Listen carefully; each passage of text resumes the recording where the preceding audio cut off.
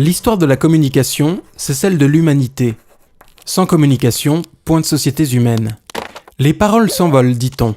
En représentant l'univers qui l'entoure, l'homme préhistorique franchit une première étape. Inscrire durablement une information compréhensible par d'autres que soi. À quelques millénaires de là, l'écriture devient un formidable moyen de résumer et transmettre une pensée complexe en quelques signes simples. Le deuxième défi de la communication fut le choix du support. De la pierre au papier, du burin à la presse imprimée, le support devient de plus en plus léger et surtout facilement reproductible.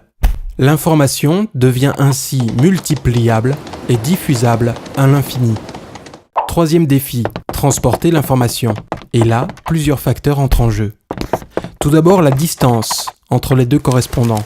Pendant longtemps, les animaux ont été très utiles pour la combler. Ensuite, la vitesse et les infrastructures. Premier réseau entièrement dédié au transport de l'information, le télégraphe réduit le délai de transmission à quelques instants par la magie de l'électricité. Le message est dématérialisé pour la première fois. Parallèlement, la révolution industrielle multiplie les moyens de transport mécanique. La prochaine étape est le transport de la voix, puis de l'image, ce qui signifie aussi un volume de données de plus en plus important à faire passer dans les réseaux. La technologie permet donc petit à petit de dépasser les contraintes distance, temps, volume. Ce qui manque encore à la télévision, c'est l'interactivité. Internet est la suite logique de ce besoin. Il permet d'échanger en temps réel toutes sortes d'informations, images, musique, vidéos.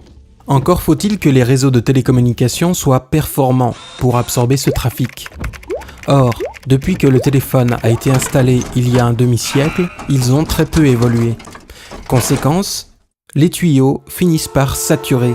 Ça rame, comme dirait l'autre. Finalement, la seule solution, c'est d'agrandir les tuyaux en utilisant une technologie d'avenir dont les capacités sont suffisantes pour les prochaines décennies. Il s'agit de la fibre optique. Alors, nous serons bien connectés au reste de la planète, les entreprises pourront continuer à travailler avec leurs clients et fournisseurs, et les habitants pourront se dire « citoyens du monde ».